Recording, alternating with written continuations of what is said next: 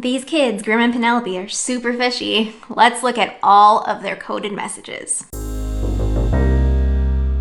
Welcome back to WizardPhD. I'm Professor Lynette, and today we are going to do a recap of all of the Deciphering the Calamity videos I've done, where I'm looking at coded messages, decoding them, and speculating how this fits in with the larger mystery. I'll put cards up here and links in the description if you want to see the deciphering, decoding videos themselves, where I explain how to use different ciphers to unlock the messages that are hidden. But today's video is more about what are those messages, how might they fit together, what is some additional information that we can learn from the world of Harry Potter. First up is a book cipher from Grimm Folly's journal in chapter 1, The Foundable Spell. We're gonna scroll all the way to the bottom and find this coded message. An entry of letters nonsensically strung together, and our deciphered message is, "You know what this night means to me, 5 years." Written at the bottom of the page is, "Remember dinner at 8." Now what this means to me is that there's some sort of anniversary of sorts that we could be looking at. We could be looking at a 5-year anniversary of the Battle of Hogwarts, which is May 2nd, 1998. We know from McGonagall that Grimm's parents died in the Second Wizarding War, and although that doesn't necessarily mean it's the Battle of Hogwarts, it's within this time frame of 1995 to 1998. So possibly having a 5-year anniversary, knowing that the death of Grimm's parents deeply affected him because he, as he has written to Nell, doesn't want his children or their children to grow up like he did. That's part of his baggage. But this might not make the most sense having the Battle of Hogwarts be the anniversary, because Grimm doesn't start working for the Ministry of Magic and meet Penelope until the year 2003, which happens to be 5 years after the Battle of Hogwarts. Side note, there's this incident report that was filed with the Department of Magical Law Enforcement, and it details the apprehension of a dark wizard, where the lead Auror was Penelope Paget and Grimm Folly was the head research assistant, so this is kind of like them working together, solving crimes, finding dark wizards, taking them down. Is it possible that the dark wizard that they apprehended could be related to this Azkaban escapee or Death Eater that we recently saw in previous events? Or even Tony, maybe? Another possibility for an anniversary could be the disappearance of Penelope and the London Five. We know from Gareth Greengrass that Penelope had been missing for years, and so it's possible that this is a 5-year anniversary of the disappearance, and it's taken so long for the investigation to make any progress. The problem I have with this is that it might not make sense to have an anniversary of Penelope be the date if he's writing to Penelope, although he has written letters to Penelope after her disappearance, so it's not wild that he would be writing to her, but why would he be writing to her about her disappearance? Not sure that that really fits. It does make me wonder though, that ending of these coded messages, some of them say remember dinner at 8, and so I've been thinking like, oh, it's them, Grimm and Penelope, and they're having dinner. Perhaps instead of just Grimm and Penelope, there's actually more people involved. And even if you have remember dinner at 8, that could also involve their children. If their children are part of this crazy scheme, whatever it is that they're up to, writing coded messages to each other. Or it could just be someone else is involved in this like little decoding message with dinner at 8. Another possibility for an anniversary is the birth of one of their children, perhaps, maybe the firstborn.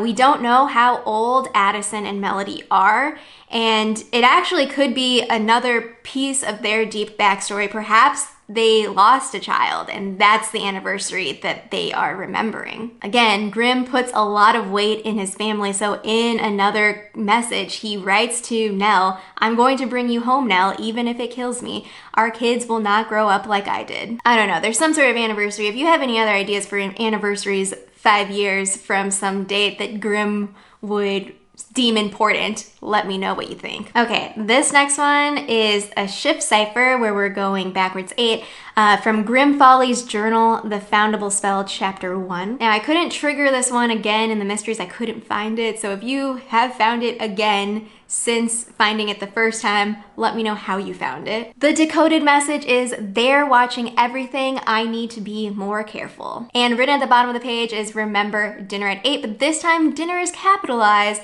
which might suggest something about if we're doing a shift, if we're shifting forward, if we're shifting backwards.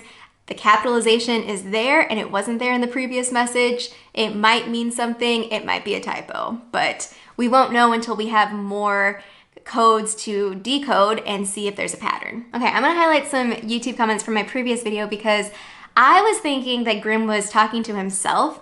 It's possible that he's talking to Penelope in this note. It's possible that he's talking to whoever he's working with for either progress on creating this calamity, this accidental calamity, or continuing the London 5 investigation. Here I have Carlos saying, I don't think it's a note that Grimm wrote to himself. I think he wrote it for us to decipher. I don't think Grimm trusts the Department of Mysteries. And Carlos thinks that the confoundables are a test to find a strong witch or wizard that isn't associated with the Department of Mysteries, to find and save him and Penelope, to find out who in the department caused the disappearance of the London 5 and is attempting to cover it up, which might fit with like, why are all these documents sealed? Why is all this secrecy? Why the abrupt end to the investigation? And that someone in the department caused the calamity and Grimm created confoundables to contain them. Perhaps someone in the department wants to start a war with the Muggle world. That explains why the clues come from confoundables, because he put them there, and the man appearing in the traces is Grimm because he's the one that created the confoundables. And the love room may have secretly been used to study love's protective efforts. We all know that Harry cheated death with the power of love. Maybe someone else is looking to harness that power to gain immortality and become an unstoppable witch or wizard in prep for the coming magical war. This all sounds like a dark witch or wizard following in Voldemort's footsteps and finishing up where Voldemort left off. Now, I love this because now going back to this was 4 months ago when Carlos wrote this, but given our recent events where we're thinking about Voldemort now and the Battle of Hogwarts in this time frame, it might make sense that this is something that's totally plausible, that there is someone trying to start a war who's trying to follow in Voldemort's footsteps, and this is what they did. They caused this chaos to happen, they created the calamity, and Grimm is trying to do something to stop it, perhaps? I don't know, but he's also suspected to have caused the calamity in the first place. Now we also have Chris asking, where is Grimm Folly now? Is he dead, disappeared, in jail? We don't know where he's at. So that could be a next layer in terms of what is it that they release in terms of information. We know that they're gonna give us some more, well, we don't know when, but we know that they should give us some more information soon. I think it's probably gonna be more about where Grimm is now or what he's doing. Okay, this next one I took a deep dive on as much as I could because I found it the most interesting in terms of the content. We have a book, Cipher, where the key is Fantastic Beasts and where to find them. The coded message is under Penelope Folly, background, chapter 3. An encrypted note in Penelope's precise script, it reads, Darling, have you knowledge of missing Classification A non-tradeable goods from the Department of Mysteries necessary for my work? Love, Nell. Okay, first things first, we know that, or we think that, Penelope is writing to Grimm because of the entry and closing of this letter. We have darling, and then we have love, Nell. Crazy conspiracy theorist, of course you could think that perhaps she's not talking to Grimm and there's some other person that's out there that she's talking to and working with, and I'm gonna put that on the back burner. Well, that could be a possibility, but that's not the one I'm following right now. I am taking this as Penelope writing to Grimm. Now, the first time I read this, I didn't read it with the correct inflection or how I read it just now. It took me forever to realize that the thing that is missing are Classification A non-tradeable goods, that whole thing. Classification A non-tradeable goods, Class A non-tradeable goods, which we can find out what those things are from Fantastic Beasts and Where to Find Them, the book that we used as the key for this decoding. We know from this book there are 3 Class A non-tradeable goods. acromantula eggs, chimera eggs, and dragon eggs. There's also Class C non-tradable goods from Order of the Phoenix called venomous tentacula seeds, but that's not what we're talking about here. We're talking about the Class A ones. Okay, because y'all know I love learning things. We're gonna get into this introduction of Fantastic Beasts and where to find them.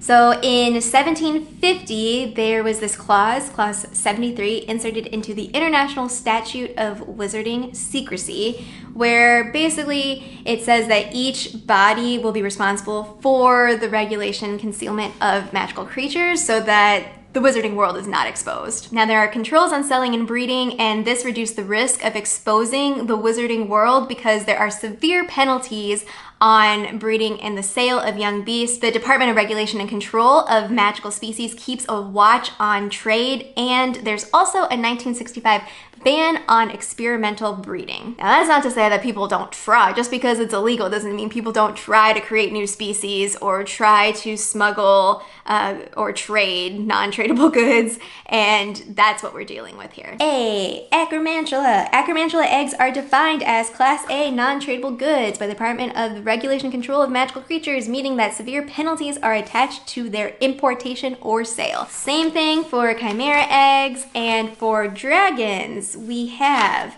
dragon hide, blood, heart, liver, and horn all have highly magical properties, but dragon eggs are defined as Class A non-tradable goods. So that's why we have those other items, or at least the dragon's blood.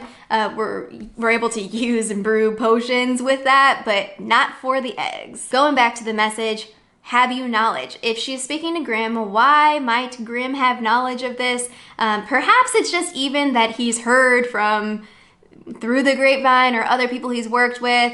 It's not clear that he is actually working for the Department of Mysteries at this point because he doesn't become an unspeakable until the year 2017. So it's likely that it's after the disappearance of Penelope that he is working in the Department of Mysteries. But in his current work, he could be helping with his research because he was a researcher for Penelope as an Auror, working with the Department of Magical Law Enforcement, that he might have some information that's useful for her work. Another thing I would love to know and figure out is, why are these Class A non-tradable goods in the Department of Mysteries?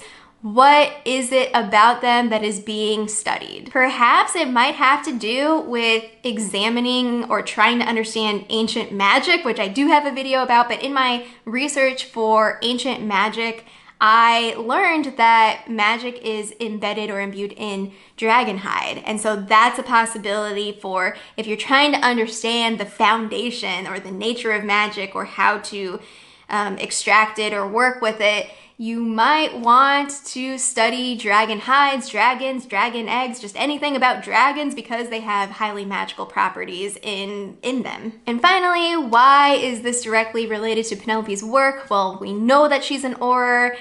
We know that non-tradable goods, smuggling them, trading them, all of that is illegal. So that could be part of what she's trying to do in the Department of Magical Law Enforcement. It could be something very connected to dark magic, dark wizards, very sketchy magical activities. So all of that is a possibility for why she is interested in it and is searching out for as much information as she can. Why she's writing this to Grimm in a secret message. Maybe it's top secret and she's not supposed to be pulling other people in, but she's trying to use all of her resources and figure this out. I don't know, that's what I think. The other alternative is that somehow she and or Grimm are involved with the missing non-tradable goods. Moving on to the last message. This is the Visionaire Cipher, which is an iterative shift. It's a little complicated. This is another coded message that I was not able to re-pop up again. I think that it's something that comes up when you complete the full fragments for something. In my previous screenshot, it was under Grim Folly's journal, but I couldn't find it in there. So again, if you've found this or were able to pop it up again, let me know. An encrypted note in Penelope's precise script, it reads, "It's a boy." This could be a fun little secret birth announcement for Penelope and Grimm. Again, we don't know the timing of when their children were born, but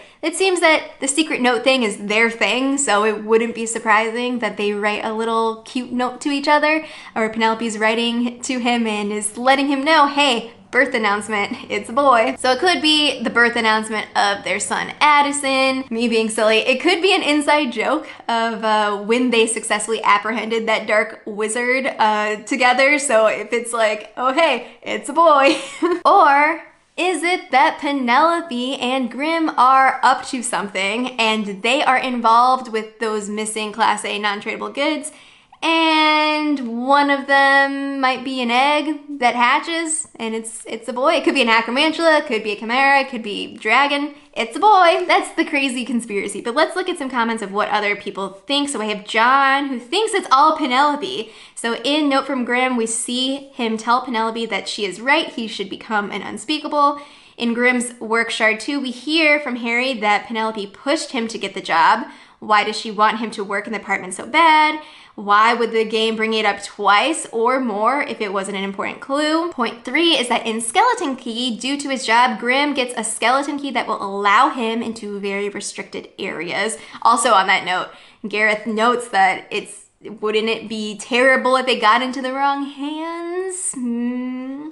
Number 4, in the second coded note from Penelope to Grimm, it has been translated that she's asking him about more non-tradable items necessary for her work. What work?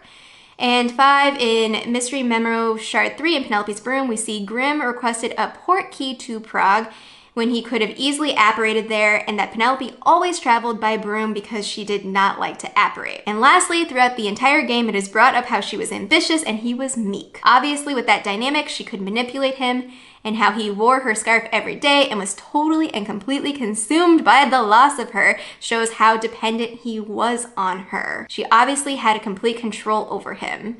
He has dead parents, she had jailed parents. Perhaps she is using that as a way to manipulate him into helping get her parents out of jail. That's all that I have for you today. I'd love to know how your deciphering of the Calamity in Wizards Unite has gone. Let me know your thoughts about any of these mysteries or any ideas you have about them in the comments down below. And until next time, Wands ready.